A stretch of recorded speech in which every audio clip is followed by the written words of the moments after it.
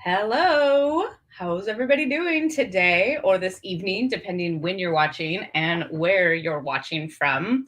I'm Jennifer Hart. I am coming in from California, coming in hot from California in the northern area. Not that that matters, but just time wise. So you know that we're in California time here. The weather has been very nice. We're very blessed. Thank you, universe, for amazing weather. And if you're just tuning in for the first time, say hello. Where are you from? And if you're watching the replay, let us know. Hashtag replay. I love to do that. Don't ask me why. It's just, I find it fun. And then let me tell you a little bit about who I am and why I'm here. So my name is Jennifer Hart, and I call myself a connector. You can call me a lot of things, but what I love to do is just connect people who are seeking change and growth in the realm of personal development, or maybe on their path of a spiritual awakening, to the information, events, resources, and people that they need to guide and support them along the way. This kind of all came about from my own spiritual journey, which started about 12 years ago. It was something that I just was having bucket list. I was like, oh my God, I'm turning 30 and I want to do all these things. And I started to do all the things, all these fun, cool things. And I did not realize that it was just things that were pushing me out of my comfort zone to grow and change and to take me on the path that I needed to be to get where I am today. And then wash, rinse, and repeat. Here we are again doing the same thing. But this time around, in the last about 5 years, I've really been on a journey of healing and inside work, taking back my power, empowerment, entrepreneurship. That's a whole beast in itself for me, which has been such a fun journey and a very challenging one, if I'm being honest, which I always will be. So I have been doing a lot of lives about trauma because that's what has been coming up for me. I have a new coach. She's here today, and she's been helping me to work through my trauma, my habits, self-sabotaging, things that are coming up from keeping me from reaching that next level in my life and in my business. So let me tell you a little bit about her and we'll dive right in, because today we are talking, this is a 3-part series in case you didn't know. And today is from triggered into triumph. So Yamarie Negron is a trauma-informed transformation coach trained by the Arizona Trauma Institute.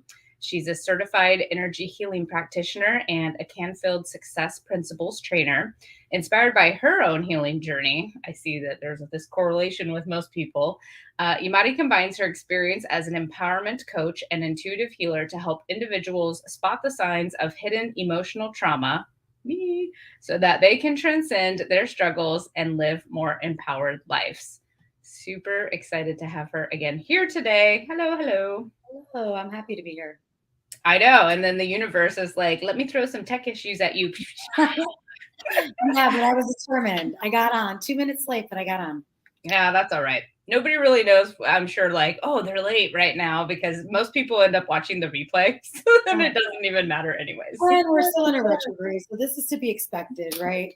Yes, absolutely. So, okay, let's talk about. So, we've been doing a 3-part series for this trauma series. And in the captions, I have linked my YouTube videos of series 1 and series 2. So, people can go back and watch if they'd like to.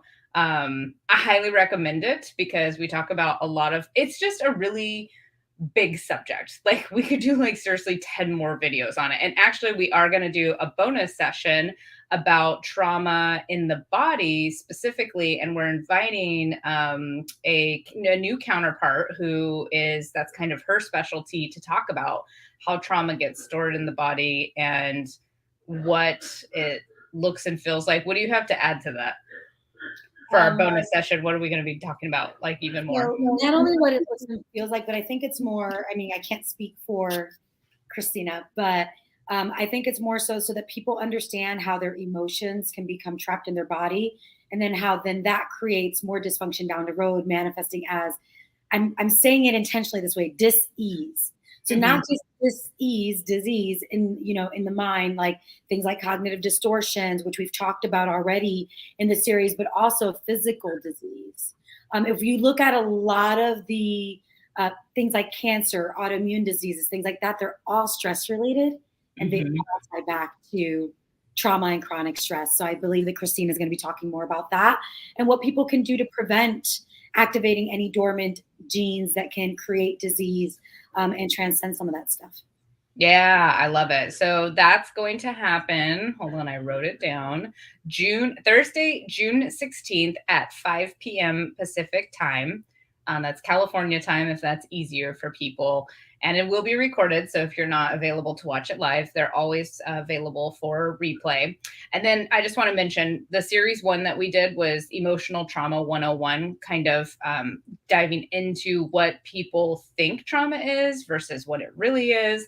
How trauma can be in your life and be unrecognized, and then the sneaky little ways that it can take over your life and sabotage your goals and your relationships. I kind of mentioned that earlier. And then part 2 was tearing down the trauma tree. And that was really about how trauma can be passed down from one generation to the next. Like that's becoming a really hot topic that people are really waking up and starting to go, oh yeah, like even I think the science world is starting to grab a lot of data about it. And then how that also affects us. So I just wanted to touch on those briefly so that if people are interested, they can go back and watch the replays. And then today we are going to be talking about from triggered into triumph. So I'm like, where do we want to start? Tell me what the relationship is between the triggers and trauma. Yes. Sorry, I was just taking notes because something came up that I want to share. Let's start with that. Okay. So I guess we could start with that and then I'll jump into the relationship between trauma and triggers. But what I wanted to say as you were talking, what came through was most people aren't able to identify their trauma because they confuse it as personality traits. Right? You and I have talked about this indirectly a lot in our sessions, like when you're pushing back. And I know that you don't mind sharing that. No, you can share. Yeah, you can share. You know, when there's that resistance that comes up for you and you're like, no, I don't believe that's true. And then we talk through it, right? A lot of people, especially if their triggers then kind of turned into or influence maladaptive coping strategies, right? For example, what a trigger does is activate, and we're going to talk more about the correlation in a minute, but a trigger often activates your fight, flight, or freeze system. And then however you respond in a state of fight, flight, or freeze is how you show up. And I think especially those of us who have learned to thrive in very toxic, volatile, inconsistent environments as children, we can grow up and we can wear that wounding as a badge of honor and that trauma as like a badge of triumph. And it's great that we're survivors, but it doesn't really help us thrive. Right. And so I just wanted to mention that is that a lot of people aren't able to recognize their traumas because they think they're personality traits like, oh, well, I've always just been shy, or, oh, well, I've always been feisty and it's like some of that might be true, but we have to like stop and be more conscious and recognize like, why am I responding this way to this thing? Especially if the response to the thing that's happening doesn't really match up. So what a trigger is, I guess I can use that to jump into. Yeah, that was going to be my question. And its correlation to trauma. So basically the simplest way to look at it is a trigger is a response that takes us into the past in that very moment. We may not recognize it, but it reminds us on an unconscious and conscious level of something that happened to us historically. And often the response with the trigger is very visceral and is very sensory, because the way that the brain processes trauma through the amygdala is through those 5 senses. So when we experience very traumatic events or periods of our life, we're experiencing chronic stress and what we often call micro traumas that go unrecognized. So people hear trauma, and we talked about this in week 1 and 2. People hear trauma and they think big T trauma, right? Big T meaning sexual assault, violence, and all those things. And those are definitely traumatic. But there's also micro traumas that we experience between the ages of 0 and 8, mostly because we're kids and we're trying to process the world. So, you talked about this in our last session, I believe, but micro traumas can be things like a parent, ignoring us when we did something that we considered an accomplishment.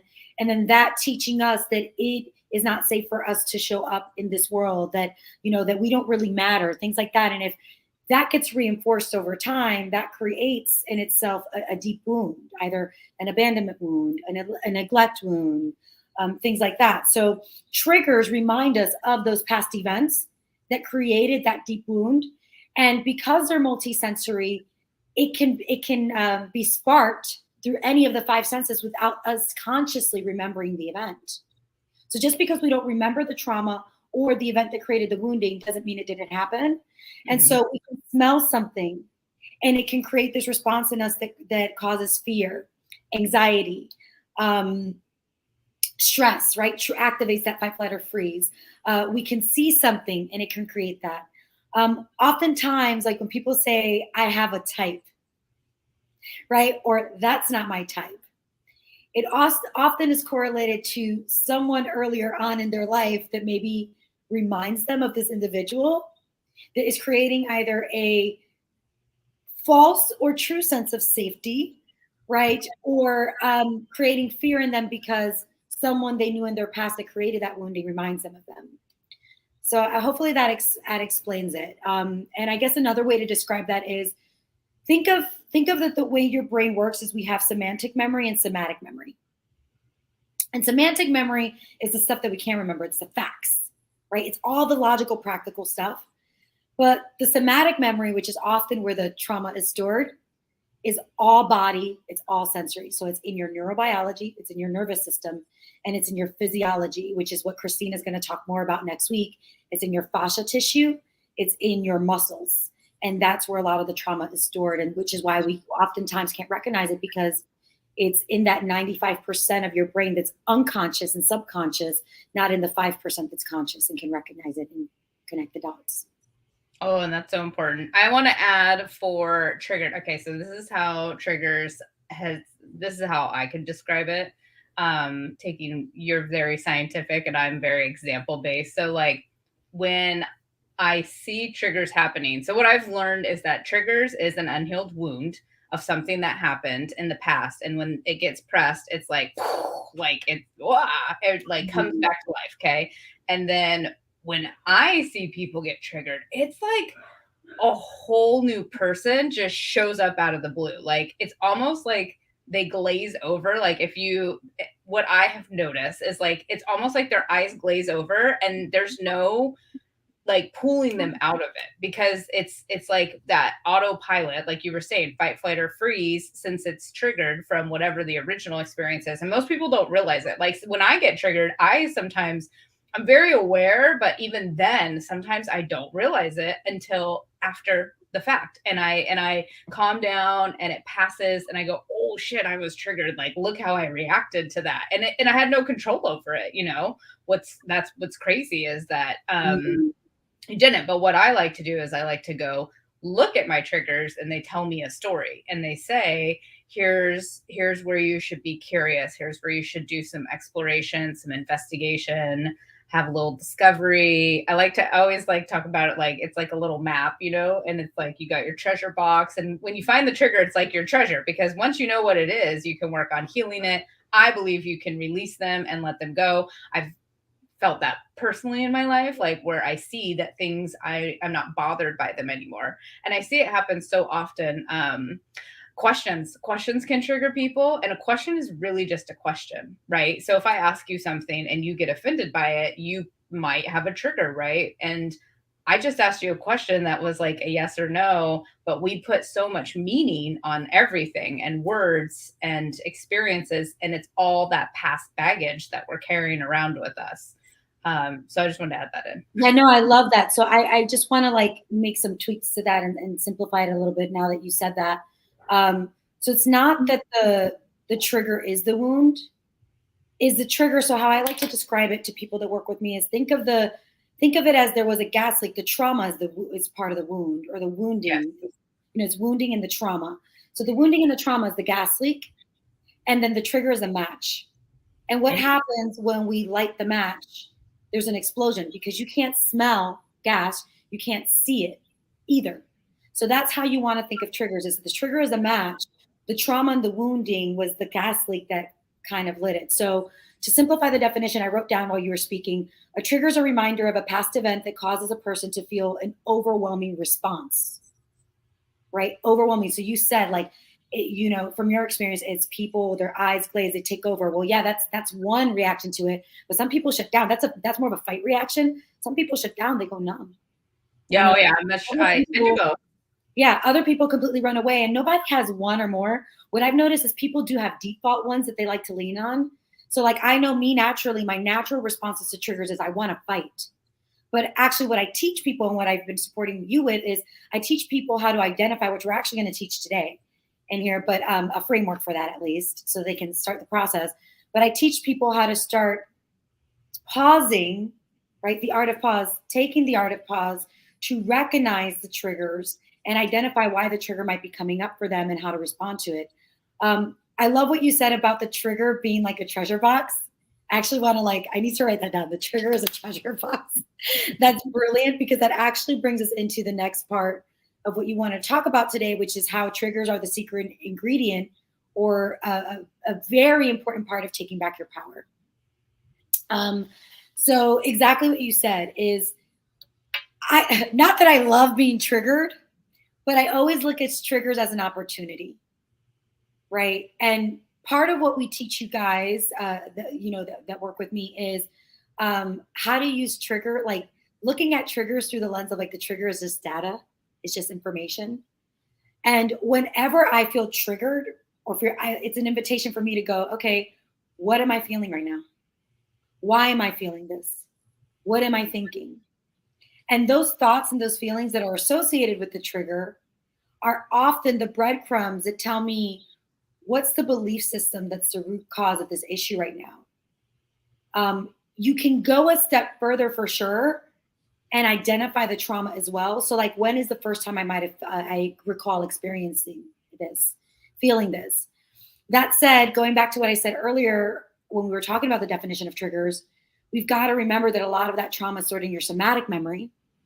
And so you don't need to identify the trauma that caused the trigger, but if you could at least identify the feelings, the thoughts, and the beliefs associated with that trigger, then you're in a position to use that trigger to transcend that pain and take back your power. Yeah, I love it. I have a story. Good. I always have a story. So this is a perfect example of exactly what you just said. So we went to dinner, some girlfriends and I made a ton of customizations on my meal. And my friend made a comment and was like, wow, you're pickier than our other friend who's super picky. Okay. And I've been told I'm picky my whole life. So that, I think itself was like one trigger. And then what I found out later, which was the other trigger, is like not being free to express myself and not being able to, it was way, way deeper. It was like, my opinion doesn't matter. My what I want doesn't matter. I'm not worthy of having what I want. Like, who? Like, from talking about and toppings on your taco. And I didn't, in the moment, I snapped back. Like, I was like, and then later on, I apologized. And I was like, oh my God, I'm sorry. Like, something triggered me. I didn't mean to react to you that way. Like, it was just a comment. Like, it was an innocent comment, but it totally. And so when I went and dug deeper with one of my healers, that's what we found. And so now, like, I found the box, I opened it, and then I was able to, it's like the secret ingredient to moving forward and resolving that. And that was linked to like something so different, like there was just you've been picky your whole life, but like it was way deeper than that. So that came up while you were talking. I want to share. And part of that reason is there was a part of you that felt threatened. Yeah. Right. And so if we look at the hierarchy of fear, if we look at it through that lens, let's see if I have it in front of me so I can actually put it on the screen. I don't have it in front of me, but I can share it with your audience if you want. If we look at the hierarchy of fear, what really happened in that instance is your ego was threatened, right? And when I say ego, I don't mean that from a space of like, oh, you've got a big ego. Not at all. I think that word is misunderstood. What ego stands for is identity. Mm-hmm.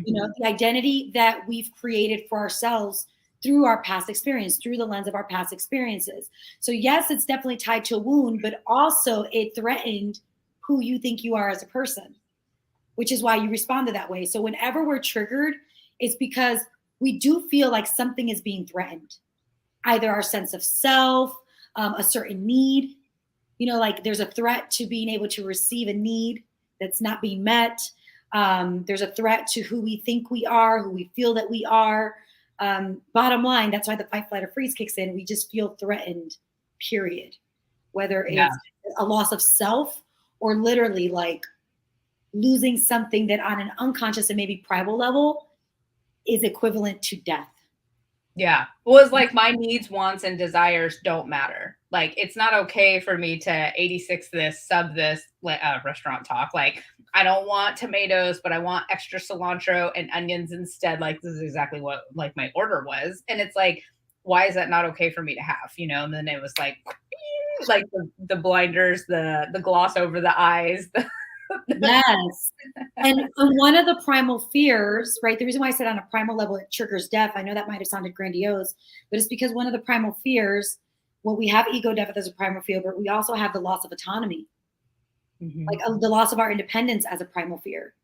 We also have the loss of community as a primal fear.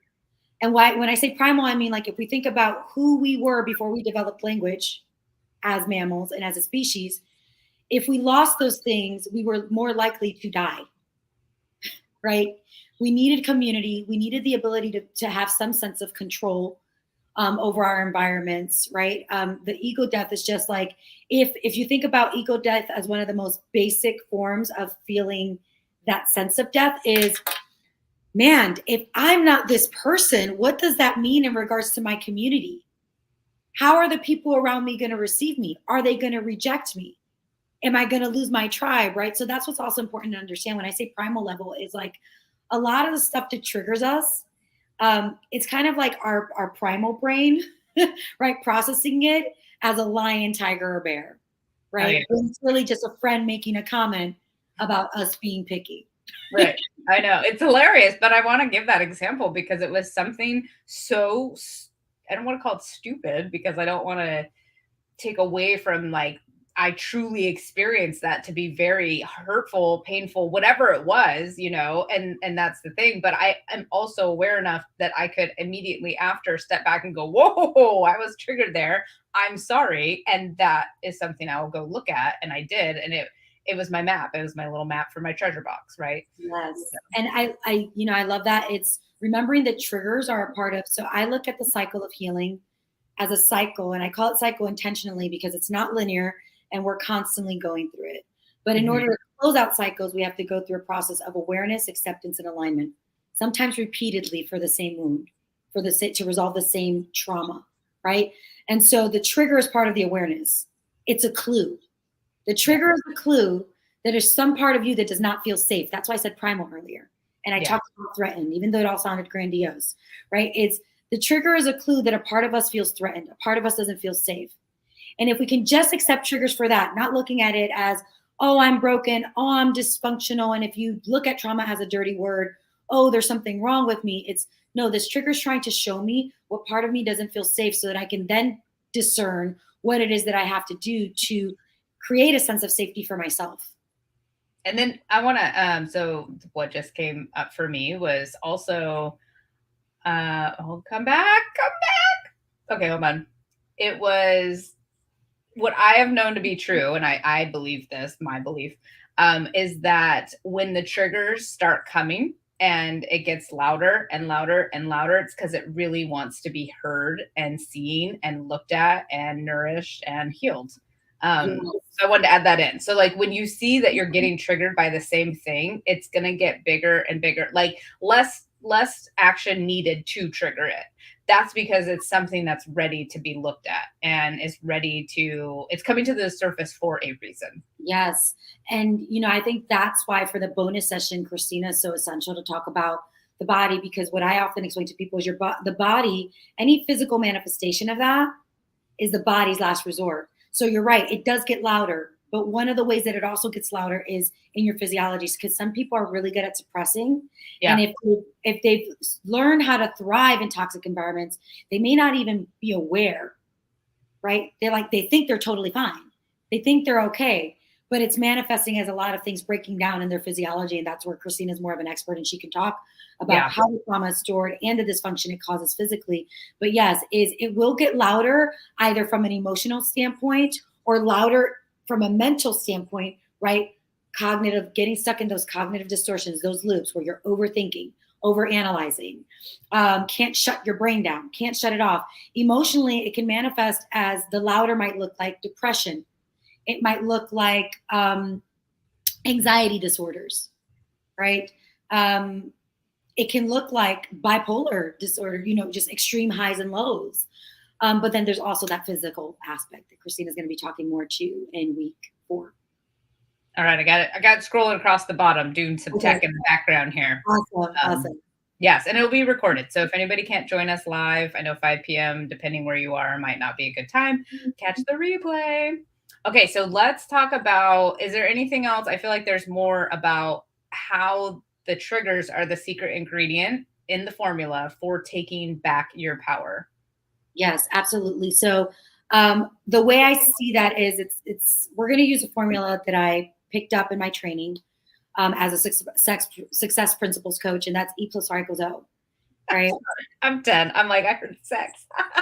Yeah, no, I'm like, well, I think that might be because some of the spammy comments that we have here that I'm looking at in the corner of my screen. Oh, they're back. Okay. Yeah, the spam is back, but no, success, not sex principles. That's a whole other topic we can talk about at some other point, but success principles. And so the trigger to me, the formula is E plus R equals O. I'm going to explain what that means in a minute. But the trigger to me is part of the R. So what that stands for is events or external circumstances plus response, that are, right? Your reaction, which is part of the trigger, equals outcome. And what it's meant to support people with is embracing the ideology that you cannot control the ease. You cannot control what happened to you in the past. You cannot control every aspect of what's going to happen in the future, but you can absolutely control the R's, and the triggers are part of the R's, the way that you respond, the way that you react, which has the ability to influence the outcomes in your future. Okay. So it's the, helping you understand that whatever happened has already happened. And I'm not minimizing trauma because I work with people that have experienced some really crazy traumas or are still in the process of going through some really severe traumas right now. That physical abuse, the big T's that we were talking about earlier, the physical, the sexual, all those things. So I'm not minimizing the pain, but part of living an empowered life, because the name of this is From Trigger to Triumph. Part of living the empowered life is, accepting that what has happened, and you get to choose whether you're going to allow it to hold you back, right? The trauma is bringing you back to the past. The trigger is bringing you back to the past. So am I going to continue to live in the past, or am I going to start using this trigger as part of my superpower for experiencing the present in the future that I actually want to experience? No more toxic relationships, no more living in a state of anxiety, no more sabotaging myself from experiencing the success that I want to see in my career. Right. So to me, the trigger is part of that R, and how we can start dissecting that trigger is by looking at a few different things.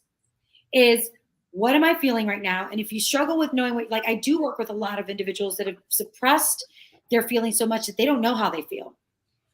Right. But they can get to what they think. So the next step would be like, so what are you thinking right now? And these are questions that people can ask themselves to try to support them in identifying why they're being triggered, why they're responding the way they are. Is what am I feeling right now? And if they're getting stuck there, is, okay, well, what am I thinking right now? What are some of the thoughts that are coming up right now? Those automatic thoughts, for example, let's use your example. What were some automatic thoughts that were coming up for you when your friend triggered you? Well, I was pissed. I was like, dude, I'm just freaking ordering food. Like, why does it matter what I want to put on my stuff? I think probably I was offended because my other friend is hella picky, and I've come a long way. I'm gonna laugh if they ever watch this. They'll know who it is immediately. I'm like, I've come a long way in my pickiness. I've traveled all around the world. I've tried new foods. Now, maybe there's certain foods that are very simple that I still like to stick with. But I have added so many foods to my diet, and also I've tried a lot of things. And so I'm like, you can't compare us. Like, so then, yeah. So offended. Okay, I love that, because if we're using your example for this part of this explanation, when we look at your feelings, you were like, I felt offended. There's a part of you that felt judged. Oh yeah, 100%. Yes, yes, Right? yes. Just listening to your narrative. So I felt offended. I felt judged. And if we look at the thoughts, right? I've come a long way. I've tried. You can't compare me. What might that say about what you believe about yourself, about the person that was involved? We're doing live coaching here. What? Okay, ask me again. So you said, I've come a long way. I've tried. You can't compare me. Why does it matter? I'm just ordering food. We've identified some of the feelings, feeling judged, right? Unsupported also. That came up when you were talking about it. Not feeling supported. Yeah. So what does this tell you about what you might believe about yourself, about her, about the world? Insert just beliefs in general. What does this tell you about what you might believe in that scenario? Well, I feel like there's judgment of self in there, because there's always like the projection in the mirror.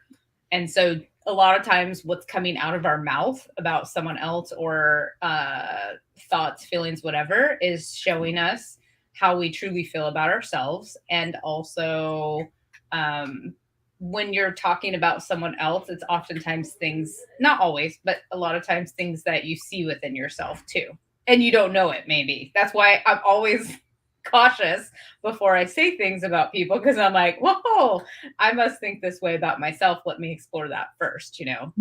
I love that you said that, because it's not always necessarily that I must feel that way about myself, is that there's a part of me that's resonating with this being true somehow.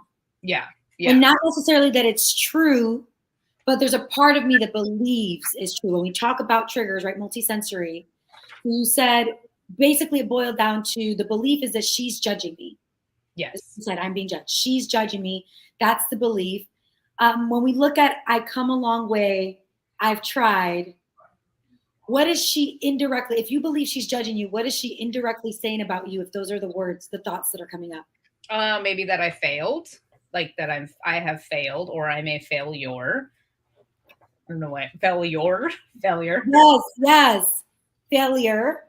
So this is how you start identifying, why am I really being triggered right now? And here's how we can go even deeper, right? So we've identified the feelings, feeling judged, not feeling supported. There was one more that you said, but I don't think I wrote it down. Feeling judged, not being supported. I was offended. Offended. Okay. We've identified some of the thoughts related to that. I've come a long way. I've tried. You can't compare me to others. We've identified the two beliefs that are tied to that, right? Because those feelings and thoughts are the breadcrumb to the belief, the story you're telling yourself. The story you're telling yourself is that she's judging you and that you have failed. But I've tried and it's still not good enough. That's really the narrative that's underneath all of this, right? Like you don't see how much I've tried. And you're judging me without knowing how much I've tried, which means that if we had to simplify that, there's a narrative of inadequacy. Yeah, not good enough. Yeah, I'm not good enough. So then if you wanted to take it one step further, when we talk about the trigger, right, and it's part of that response, it's when is the first time I can recall, and it's whatever comes up right now, Jen.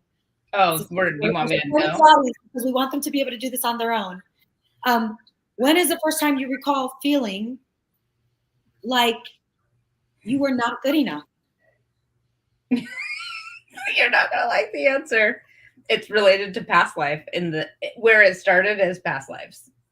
In this life, it's childhood for sure. Like I'm sure it probably even was maybe at the dinner table, like or you know, that's the thing, is it was always a reoccurring pattern, like you're picky like comments when we go out to dinner, when we sit at the dinner table. It was like everything was always centered around me, and how like we have to pick a place that Jen will eat at. And it's always like, yeah, like, well, it's like not good enough, but also like I'm the burden. Like, oh, Jen doesn't want to eat there, so we can't get sushi. Yeah, I don't really like sushi that much. So you're making life harder for the people around you. yeah, like I'm a burden, and then what I want doesn't matter. I mean, there's so much stuff there. Yeah, like the worthiness is what really came up when we explored this after it happened. It was like worthiness, and my wants, needs, and desires don't matter to anybody else. So why? And that's a great example of micro trauma, which we spoke about at the beginning of this call. Yeah. If over time people continue to reinforce this narrative in my life, in my environment, that I'm not good enough, I'm going to eventually grow up and feel like I'm not good enough. And we already know all the ways that has manifested, which we're working on together, right? Mm-hmm. How some people can start using that trigger as their treasure. I love that. I'm going to borrow that, Jen. People can start using that trigger as their treasure because it's like, oh, now I see. Now I understand why it's connected, right? But then actually, I'm going to save that for the last part. I'm going to save it for the last part. But then we can take it even further and start to figure out, well, now that I know where it's really coming from. And spoiler alert, guys, it's yes, you said past life trauma, and I agree with that. I don't not like that answer. That may not resonate with everybody, but past life trauma, but spoiler alert, it's usually tied to childhood trauma, specifically tied to the parental figures. And I say figures because not all of us were raised by our biological parents. Parental figures, authority figures in our life, and a lot of it also happens in school. So what I often see is the traumas are related to ages 0 to 8 in the home. And then after that, it's usually like in the developmental stages, so 12 till. So 12 to like 20, let's say, is that like, you know, when you were really starting to figure out and own who you are, that's where the trauma from the childhood was kind of reinforced. So those two layers, but my personal opinion, because you know me, I actually look at healing through the holistic lens, spiritual, mental, emotional, physical. When we talk past life, I do feel that when we say past life, it's still technically tied to those wounds I just spoke about in this life, because whatever we haven't resolved in the past life, we're resolving now.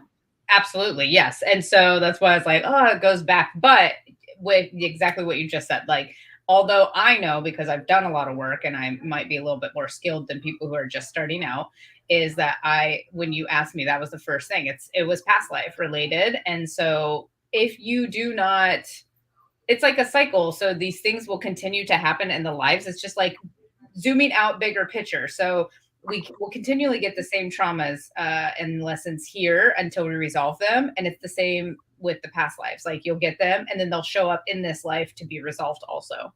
So absolutely. Yeah, very simple. It's very simple. Like whether you believe in past lives or not, doesn't matter. Yeah. And the great thing about what we just explained is you don't have to, because again, as I explained earlier, you don't even need to identify the actual trauma to heal it. Yeah. You just practice being more conscious of your triggers, your responses, which we just helped people identify how to identify the root cause of it. Like the root cause, meaning the root belief. Thank you for that. Root belief. An event can also be external circumstances for those who are jumping on now. But if you can identify the root thing, like I believe that I'm not worthy, I believe that I'm not enough, then it starts giving you an idea of what is my action plan, what is my strategy for reinforcing a belief that is completely opposite to the one that I'm experiencing right now, that I'm embodying right now. Yeah, that's good. Very good. That was fun. Okay, so let's talk about from traumatized to triumph. So the framework, we already kind of started talking about it, for healing the unresolved unresolved wounds and living a more empowered life. Gotta love retrogrades. We've been both tripping on our words today. Oh, you know, I woke up really, so just because we'll share. So I already said Yamarie's my coach right now. She's helping me so much. I love her. Like seriously. And I'm like, seriously, like that doesn't even capture it. But we had a session yesterday, which ran super long. Thank you for your time and patience and love and understanding. I got a lot of resistance coming up. And I woke up this morning, I was so tired. And I don't know. I mean, there's two things I can think of is one, it was the actual session. But two, the one thing I didn't do yesterday is I did not cleanse my energy. I only protected it. And it was after I had already gone out of the house and interacted. I went to the boot camp and I didn't really talk to anybody, but just being in the presence of the people. So that's the whole side note. Okay, wait. So just in case there are any people who are very spiritually inclined and in tune, yeah, I can see that Christina, our week 4, our other week 4 person, I don't know if I should call her moderator or what, is going to be with us, is Yes, here. she's our guest. But what was I saying? Just for those who are very spiritually inclined and do believe in that, it is very important that you cleanse before you protect, because basically what you just did is you created a shield around muddy energy. Yeah. Christina can talk all about that, but basically you just locked in all the shit that you took on. Yeah. Potty mouth. You just locked in all the crap that you took on, which is probably why you're tired. But I will say, when we're doing this kind of work, when you're doing trauma work, when you're doing energy work, when you're doing release work, feeling tired is normal. It's actually part of the shedding process. Yeah. Right. You're releasing a lot of stuff. So you could have also, it could be a combination of things, but you probably were releasing a lot of stuff in your sleep. I think so. And yeah, I just wanted to mention it because, well, one, I was stumbling over my words, but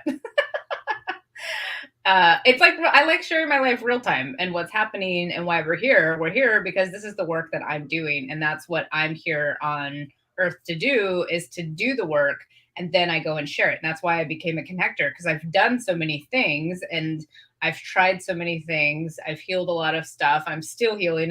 I'm a lifelong learner. Like, I know that this is going to be my work forever, but I feel like that's how I can give back to people, is to be like, hey, I tried this. Here's what I'm doing. Maybe it might resonate for you. Like, maybe someone's going to see you, Yamarie, and they're going to be like, oh, she's helping Jen. Like, I want to talk to her too and see about her being my coach, or, whatever the case may be. So, yeah. And for those people, by the way, I do have an offer that I'm doing right now. So for those people, number one, they can have a complimentary call with me, and it truly is not, there is no obligation. If someone doesn't feel like they're a good fit for me, I will point them to other resources that might be. But if someone is listening and they're like, I do know that there's something going on and I don't know what, and they want a complimentary call, they can certainly sign up for that, and you can give them the link for that.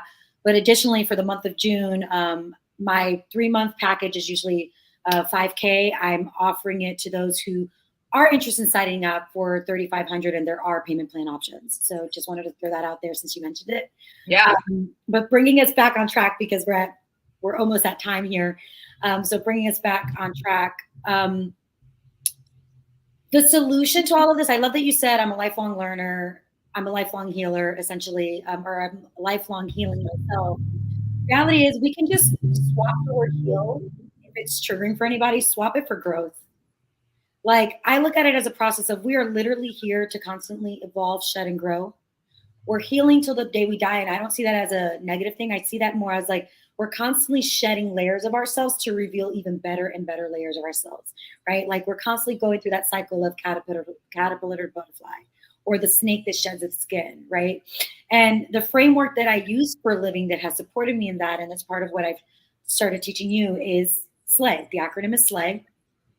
And what it stands for is stop and check your suds. And I'm going to explain what that means in a second. Stop and check your suds is the S. Look underneath the surface is the L. Adopt a new narrative is the A. And Y is say yes to the new you.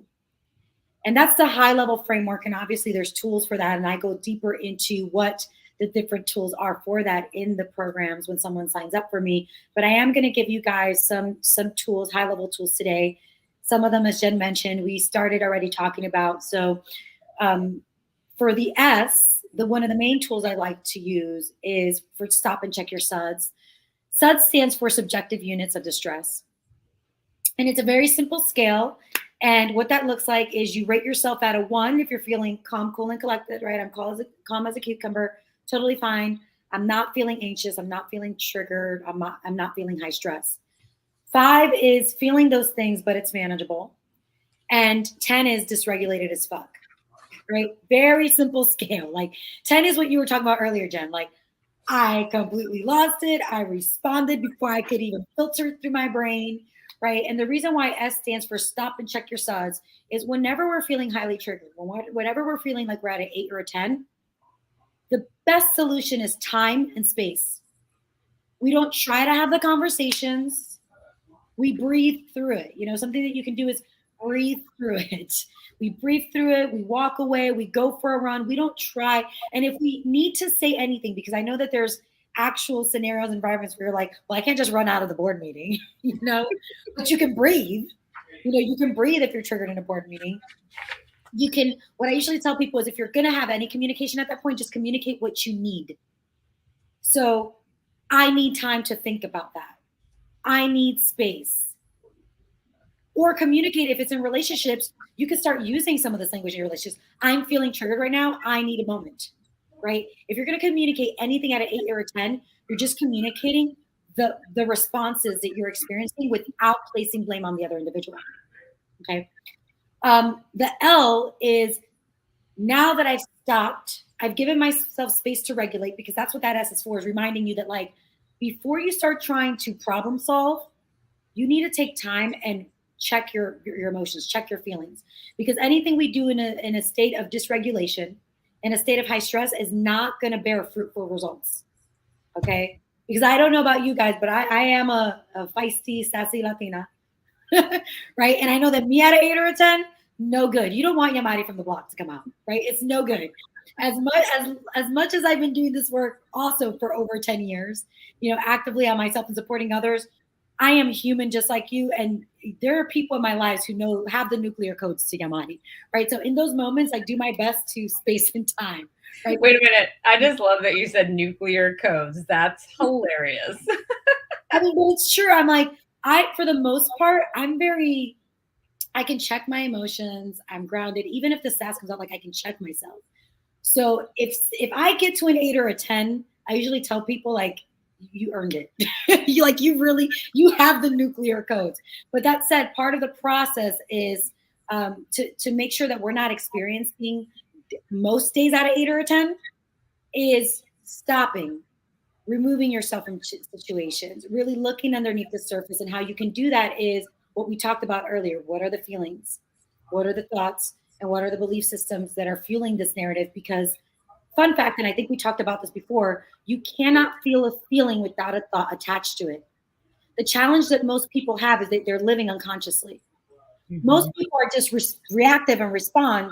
They're not taking the time to go, let me freaking breathe, and let me try to understand what's coming up for me right now that might be fueling this response. So if you're constantly reactive, if you're constantly flying off the handles or running or, going into these deep states, it's because there's unconscious thoughts that are going on that you're not taking the time to explore. So that's the look. The A, so once you identify that, like for you earlier, where is it in my notes?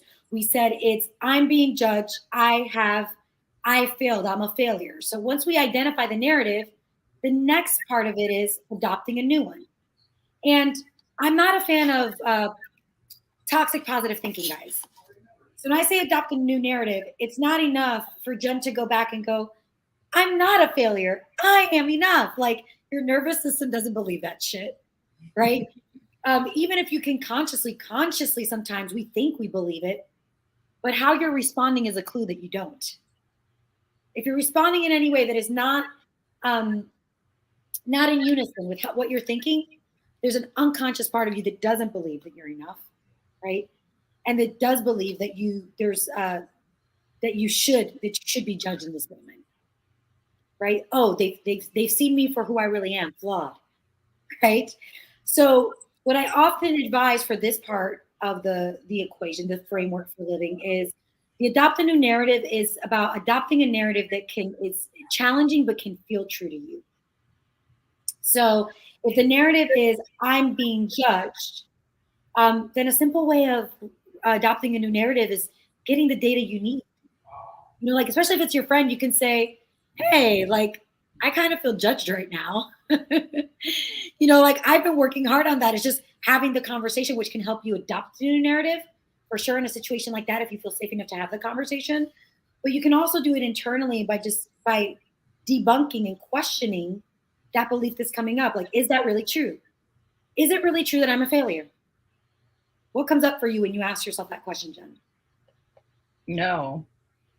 Why not? No, because I'm trying. That's what I heard.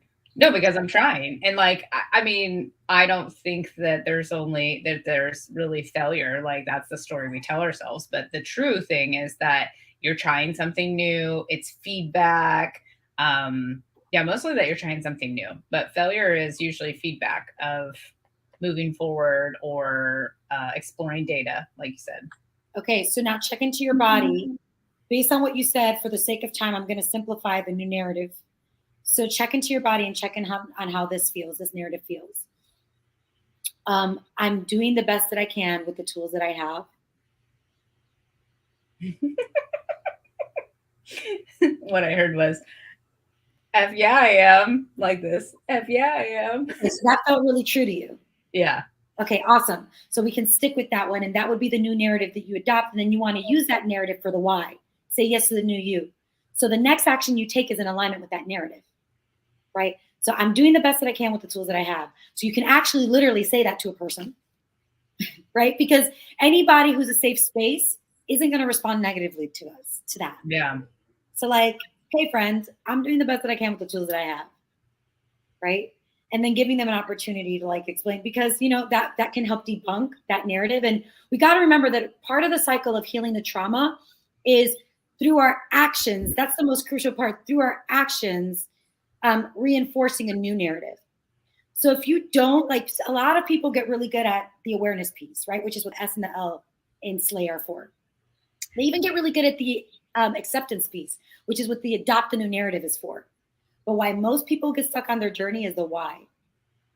They're like, I know, I know, I know. I can give you a list of my freaking traumas. I can even tell you when they happened in the past life, right? But I'm not taking action in alignment with the narrative that I want to reinforce. This, you know what? I'm not perfect, but I am doing the best that I can with the tools that I have. So how am I going to show up in a way that reinforces that? How am I going to embody that? What can I say? What can I do? How can I remind myself of that? How can I challenge myself in order to reinforce that? Because that's how we create the new neural pathways in our brains that eventually help us feel more confident in that area of our lives or when it comes to that wound. I love it. It's so good. You're welcome. Thank you, thank you, thank you. It was fun too to do it real time with people because I think that for me, like seeing examples and how things work out through stories and examples really helps me to check into myself of how that works for me, but then also to kind of use it as an example for later also. Yeah. And basically what that framework is more conscious living, less reactive living. Yeah. And reality is if your feelings are running the show, I don't care how independent you think you are. I don't care how strong and powerful you are. If your feelings are running the show, you are not in your power. Right. No. And it doesn't mean that you're never going to experience being triggered again. And you're never going to experience an unfavorable feeling again.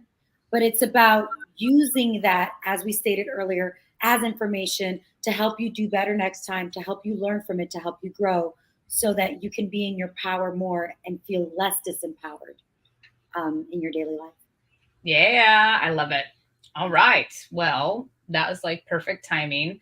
And I just want to mention again, so if you've watched this, we do have two replays available. This is available for replay also, part one, part two, and then now this one is part three. And then we do have a bonus session coming up on the 16th at 5 p.m. Pacific Standard Time, trauma in the body. And we have an additional guest expert coming on, Christina, and she will be talking about how trauma manifests in the body physically. So, like, could be things that are actually happening, any type of dis-ease, as we call it, which is disease, but it's instead dis-ease. So you definitely don't want to miss that one, or you want to remember. Let me reframe that. You want to remember to tune in. So about a week before, I always post these up where you can get a reminder. And then if you are feeling like, oh my gosh, I need some help or I need some guidance. And Yamarie is open for coaching right now. She does have a special happening. She is currently my coach. So you can also follow along with me and watch my progress because it's blowing up. I can feel the shifts and the changes, and we'll, continue to touch base and share because that's what I love to do. And the link is in the captions. If you want to book a call with her, it's free. There's no obligations. What I love about her and not to say that everybody's not like this, but if you're not a good fit for her, she's not going to take you on. And, or you need to evaluate if you feel that she's a good fit for you. So check it out. And if there's any questions, drop them in the chat and we will get back to them in the next couple days. And I think that's it. You have anything else to add? Yeah, no, I guess if anybody has questions, I know we're at time, has personal questions, maybe some stuff that we talked about today brought up some stuff for them, but they don't feel quite ready for a complimentary call. I would say if there's some private way that they can message you, or I can also give information on how to contact me, don't sit with that. Like, feel free to reach out. If they want to reach out to me, they can reach out in my DMs on Instagram. So that's at Namaste and Slay. And it's spelled exactly as you see it up here, but on the Instagram, it's just Namaste and Slay together. All one word. Yeah, all one word. And so if you want to ask any personal questions that you don't feel comfortable putting in the comments, you can certainly DM me and I'll be more than happy to respond. Perfect. Thank you so much. Thanks for tuning in. Make sure you say hi. We'd love to know that you were here. Have an amazing day and we will see you soon.